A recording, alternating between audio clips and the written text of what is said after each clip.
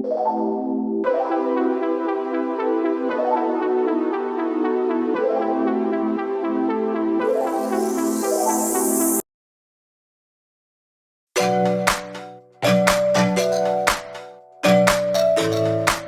guys, it's Natalia, and today I have a video all about fashion design, how to start, how to be self-taught, what you should know, things that maybe you want to know before heading into fashion school, or if you can't afford fashion school or don't want to go, things that you should do to better yourself. If you're new to my channel and you have no idea who I am a fashion design major at FIT. I am currently finishing up my second year there, and I feel like I've learned a good amount of stuff on what it means to be a fashion designer, what you really do need to know, what skills you need to have, everything like that. I feel like I have a pretty good grasp on. I think that there is always room for more learning and room for more improvement, so I'm nowhere near perfect on that, but I do have 2 years of experience at this point, and I would like to share my knowledge with all of you, especially because during this time I've been taking the time to learn more and try to better myself with the extra time that I've been having being at home, and hopefully you guys can too, especially if you were planning on going to school in the fall and maybe you're unsure if you're going to be able to or not. Things that you can do to prepare, things that you can do to better yourself in the meantime, I think that is always good. So yeah, essentially I just want to give you guys a full rundown of everything you should know, skills to have, my tips and tricks, anything like that on fashion design, how to start,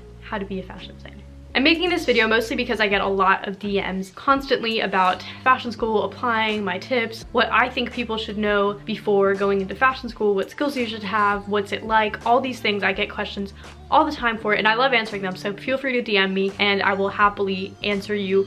But I did want to compile a full video of everything that I know and all of my tips and tricks to make it easier for people to find, because I know not everybody likes to reach out and likes to send messages directly to people. So I wrote it all down and I'm going to give you guys a full rundown. So first things first, I want to go through all the skills that I think are very, very necessary to be a fashion designer, because I think that a lot of people just see fashion design and they're like, oh, maybe I just need to like know how to sketch cute clothes and that's it. But reality is there's so much more to it than just that, and I want to make sure that anybody who is thinking about going into this or wants to go into this knows exactly what's up with it and knows exactly what they need to know and all that jazz, because being a fashion designer is a lot of hard work and it's very fun. It's really awesome, but it is a lot of work and there's a lot of parts to the process that I think a lot of people overlook sometimes, including myself. There's a lot of things that I didn't know I had to know going into fashion school, and then, you know, obviously I learned it. So here we are. Number one thing is construction. So that includes sewing, pattern making, and draping. This is the core of design for me. I believe this is the core of fashion design because you can draw something so well and have all these really cool ideas, but if you don't know about construction and how things are made, you can't possibly draw.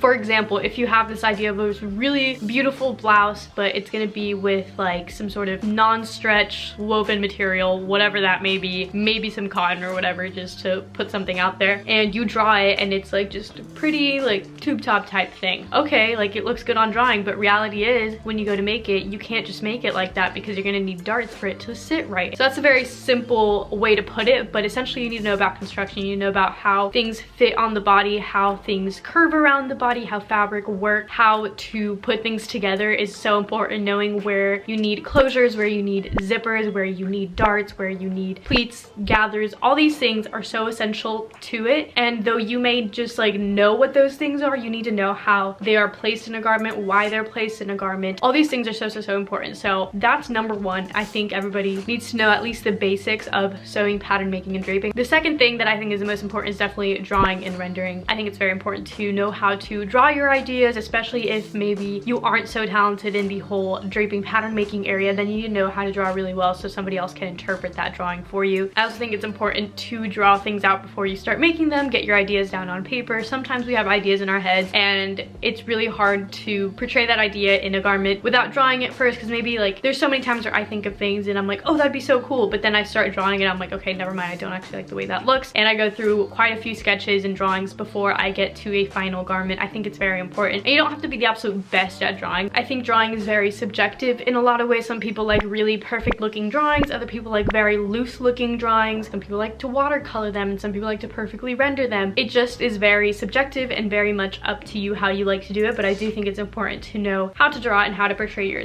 ideas that way. The third most important skill you need to have is knowing how to use Illustrator and Photoshop. I personally did not ever think in my wildest dreams that I would have to be this good at Illustrator or Photoshop at all to be a fashion designer, but reality is that our world is so technology based nowadays that everything is online, just because obviously it makes things easier, it makes things more sustainable because there's less paper used, etc. So even like pattern making is done online nowadays on Illustrator. That's something that I'm teaching myself because FIT's curriculum doesn't even have that yet because it is so new in the industry. So definitely be prepared for a lot of digital computer work as well. That's something that took me by surprise when I came into FIT. I use Illustrator all the time. I have become a pro in it at this point just from how much I have to use it. The next thing I wrote down that I think is super important is knowing your fabrics. I am still learning at this. I think it's really hard to memorize all these fabrics. We had a textile class, but it was the most boring class I've ever taken in my life, so I did not retain very much information. But I do think it is important to take note of how fabric works, what kind of fabrics drape better, which ones are like too heavy for certain items, which ones are like a perfect weight for it, which ones are too light maybe for a certain effect you want. Like the difference between using a chiffon versus an organza. An organza is going to take shape better than chiffon. Chiffon's just gonna like fall down because it doesn't have much structure to it. So stuff like that I think is really important to just take note of. You don't have to like formally take classes and watch videos and do all these things to like know things. I think it's a lot about observation and just taking note of things. Even in your own closet, just looking at what things are made of, why they're made out of that. If you like a certain material, like why do you like it, or why does that fit so well? Why does something else maybe not fit as well? And just kind of take note of that. I think it's important to just know how fabrics work, know what kind of fabrics are which, know your basics, know what the difference between a knit and a woven is, and stuff like that I think is just common knowledge that every fashion designer should have. And the last thing I wrote down is fashion history. And I don't mean that you have to literally study fashion history and know absolutely everything, but I think to a certain extent every designer should have background in some sort of fashion history. And it's not like you have to memorize dates and specific names and all these things, but I think that you can learn so much from going back in time and kind of seeing what other designers did, their biographies, or even just their early works, the evolution of their work, stuff like that. For me personally, I love looking at the 50s for inspiration on fashion stuff because I just really like that style a lot. So I look into that a lot. I love to look at 90s runways too. I think they're so fun, like 90s Chanel. It was such a cool time, but it's so different from where Chanel is now or where it was when it started. Stuff like that I think it's cool to take note of. Also, the more you see and the more you observe, the more creative you can be because you have more ideas of what can be done and what maybe you can do out of that. It's all about finding inspiration and constantly learning more, seeing more. One of my teachers always really encourages us to look at fashion books more than just like Pinterest and stuff, because there's a lot of really cool books out there, and like those coffee table books that everyone has but nobody reads, those are so great to look at because it's just a good inspiration, things that you might not ever see on the internet because you don't know how to search it up or anything, so it just kind of like shows up there in the book and you're like, wow, that's really cool. So I just think research is really important as far as knowing fashion and knowing like basic designers, what they're known for, why they became successful. I think that's all really good knowledge to have. So I've told you every single skill you need to have, and now you're probably like, okay, cool, Natalia, like how the heck do I even go about learning these skills or even becoming somewhat proficient in them? Do not worry, I got you covered, and we're gonna go through that right now. Number one way to learn nowadays, I think, is YouTube. I genuinely learned a lot through YouTube. I took sewing classes in high school because my high school offered it, which was fantastic, but obviously not every high school does. That's a very rare thing, I feel like. So another way that I learned kind of on the side, or kind of just furthered my own learning, was through YouTube. I watched so many DIY sewing videos. I watched a lot of With Wendy and Kulirpa. I think they are so great, and they still do really cool videos. I love With Wendy videos nowadays. I think she does really fun things. Also, I failed to mention this, but I have really great sewing videos up, and I actually recently posted a video all about how to start sewing, everything that you need to know, like basics of sewing, of hand sewing, of cutting fabrics, all of that stuff. I literally just did a video of, so go check that out as well if you are learning how to sew. But they teach you a lot. I think even if you're not making everything that you're seeing them make, I think just even watching the process and kind of learning how things get put together, I think is really important. Like, I don't think you have to like watch like how to make a tank top and then make a tank top. I think even if you're just constantly watching, constantly just like seeing how things are put together, I think that even goes a long way. So I highly recommend you watch people who know how to sew, but I don't recommend you watch like all these trendy girls do like thrift flips, because they don't tend to know how to sew and they don't hem things properly, and I just don't think that's the best way to learn. Personally, you can watch mine are done well, I promise you that, but I don't think that a lot of these thrift flips are done very well, so don't go off of those. I would go off of people who seem to actually know what they're doing and make things from scratch, I think is the best way to go. So another thing I've been using a lot lately is Skillshare. I am not sponsored in any way. I wish I was. I got a free 2-month subscription from a YouTuber that had that as a promo thing. So you can either do that, or I think their normal one is just a free 1 month. But I always saw it advertised. All these YouTubers always talked about it. They're like, oh, you want to do better video editing? Like, get on Skillshare. And I was like,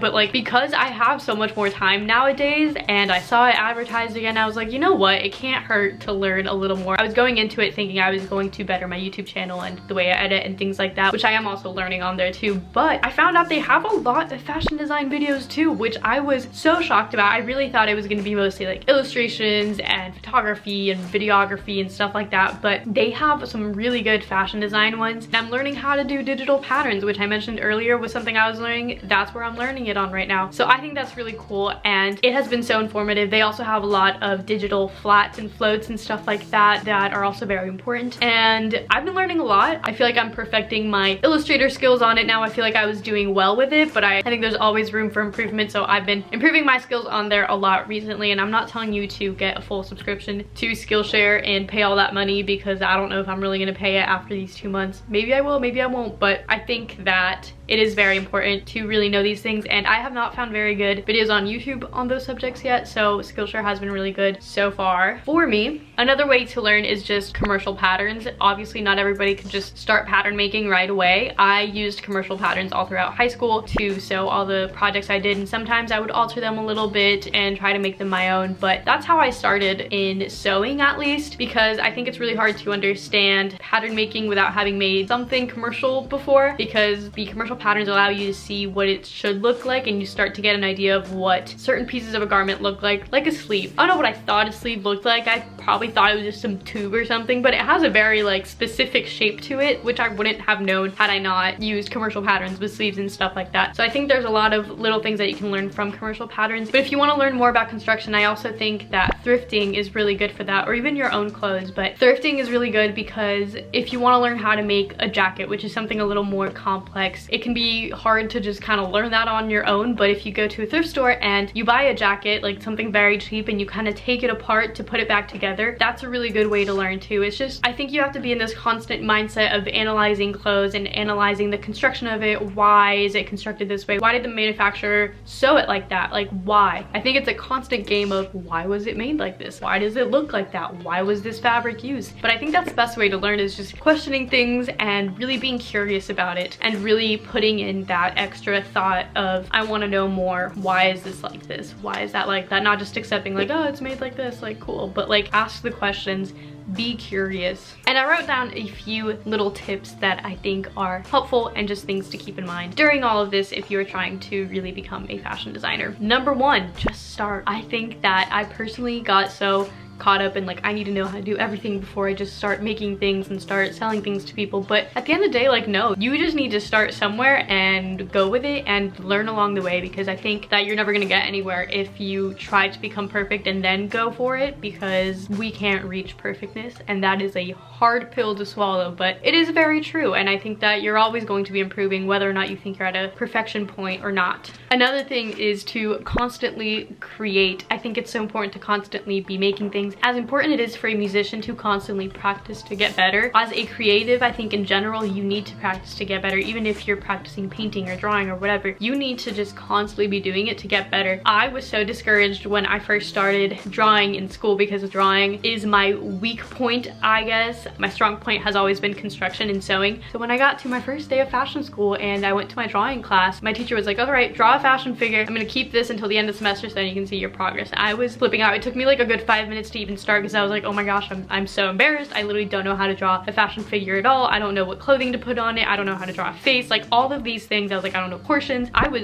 clueless, and it turned out so bad. But from where I was to where I am now is a lot of improvement, and I've realized that it just came with time and just doing it so often. Like, my faces used to be so ugly. Even my first semester project for my drawing class, the faces were like a little jank, but like now I can draw a face so fast and I think it looks decent. don't think I'm the best at drawing still, but I think it looks a lot more decent than it used to. It's just because I constantly have to draw them and always had to do them, and essentially you just get better without even trying, just because you're constantly doing it so much that your hand kind of just gets that muscle memory and you just kind of know how to do it. I think along with just constantly creating, you have to be eager to learn, and you have to be ready to make mistakes along the way and learn from them, which is something that is a hard pill to swallow for me, because I tend to be a big perfectionist and I don't like to mess up. I don't like to do things wrong. And that's just me being completely 100% honest with you guys on that. It takes a lot for me to admit to mistakes sometimes, or to show failure or defeat. I like to have things turn out perfectly, and that is just an attitude you cannot have in fashion school. I will tell you that. We're just in the world of fashion design, because in the end of the day, you're gonna mess up, you're gonna do things wrong, people might not like something that you made, people are gonna be a harsh critic, and that's okay. But you do need to learn to accept your own faults, and you need to be open to learning from them as well. I think that is the number one thing, is just to be open to it all and open to learning more and wanting to learn more and wanting to constantly better yourself. And I think all of that comes with being very passionate about your work and what you want to do. And I think you need to know who you are, or who you want to be, at least, because I think we constantly evolve and we constantly find ourselves. And I think that I'm not done finding myself yet or anything, but I do see a lot of change within me in the past 2 years on who I was when I first came into fashion school and where I am now with it. I've like for sure found my niche of like what I like to design, what kind of clothes I want, what my customer looks like. All of these things I think are really important to constantly keep in mind and kind of evolve yourself to find that niche. Like, don't make clothing because like your best friend likes this type of clothing, so you're gonna make that clothing so she'll want to buy it, or like she'll promote it or whatever. Make stuff that makes you happy, make stuff that really represents you. Think about your niche, think about who you want your customer to be. Are you going to be like a summery resort wear kind of brand? Do you want to do swimsuits and cute little crop tops and skirts? Are you more of like an athletic wear designer? Do you want to make like cool leggings and innovative sports bras? And I don't know, there's just so many different niches and different markets, and I think that you really need to hone down on like what yours is and where you want to go and go on it full force. I think a lot of us go into fashion school kind of thinking like, oh, I want to do a little bit of everything. Like, I want to do like casual clothes, but I also want to do evening wear, and I think it'd be cool to dabble in bathing suits and all these things. And I think it's good to be curious and it's good to want to do all these things, but you need to start at a more